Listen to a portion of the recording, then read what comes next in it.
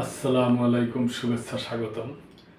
সম্মানিত দর্শক, বাংলাদেশে যে রোহিঙ্গা আসছে লক্ষ লক্ষ, এবং এই রোহিঙ্গাদের নিয়ে তাদেরকে ফেরত পাঠানোর জন্য যে ধরনের প্রচেষ্টা, কূটনৈতিক তৎপরতা চলছে, এবং মিয়ানমার থেকে রাজি হয়েছে কিছু সংখ্যক রোহিঙ্গা নেওয়ার জন্য, ওই ব্যাপারে সংবাদ। প্রথম দফায় 1,80,000 রোহিঙ্গা নিতে রাজি মিয়ানমার। সম্মানিত দর্শক, আমি মনে করি এটা সূচনায় মোটামুটি ভালো একটা সংবাদ। বাংলাদেশে আশ্রিত 8 লাখ রোহিঙ্গার তালিকা থেকে 1,80,000 রোহিঙ্গাকে প্রাথমিকভাবে নিজ দেশে ফেরত নেওয়ার জন্য উপযুক্ত হিসাবে চিহ্নিত করেছে মিয়ানমার। শুক্রবার বিমস্টেক সম্মেলনের ফাঁকে এক দ্বিপাক্ষিক বৈঠকে মিয়ানমার কর্তৃপক্ষ বাংলাদেশকে একথা জানিয়েছে।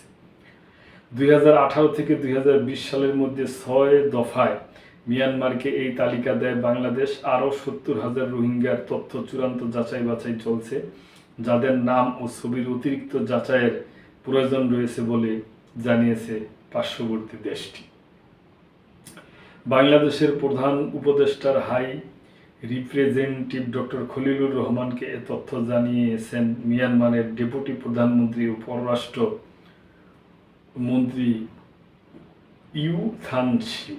ব্যাংককে অনুষ্ঠিত বিমস্টেক সম্মেলনের ফাঁকে শুক্রবার তাদের মধ্যে এ নিয়ে বৈঠক অনুষ্ঠিত হয়। মিয়ানমার জানিয়েছে, তালিকাভুক্ত বাকি 5.5 লাখ রোহিঙ্গার যাচাই দ্রুত সম্পূর্ণ করা হবে। ডক্টর খলিলুর রহমান মিয়ানমারের সম্প্রতি ঘটে যাওয়া ভূমিকম্পে নিহতের জন্য শোক প্রকাশ করেন এবং তিনি বলেন, বাংলাদেশ ক্ষতিগ্রস্ত মানুষের জন্য আরও মানবিক সহায়তা পাঠাতে প্রস্তুত। তো দর্শক, এটা আমি মনে করি আমাদের বাংলাদেশের জন্য একটা ভালো সংবাদ।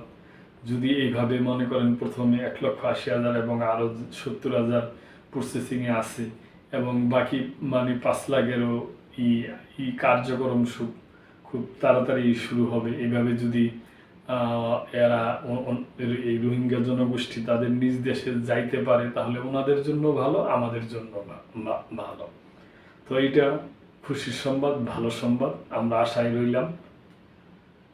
তো দর্শক, আজকে এই পর্যন্তই। ভালো থাকবেন, সাবস্ক্রাইব করে, লাইক, কমেন্ট, শেয়ার করে চ্যানেলটির পাশেই থাকবেন। আল্লাহ হাফেজ।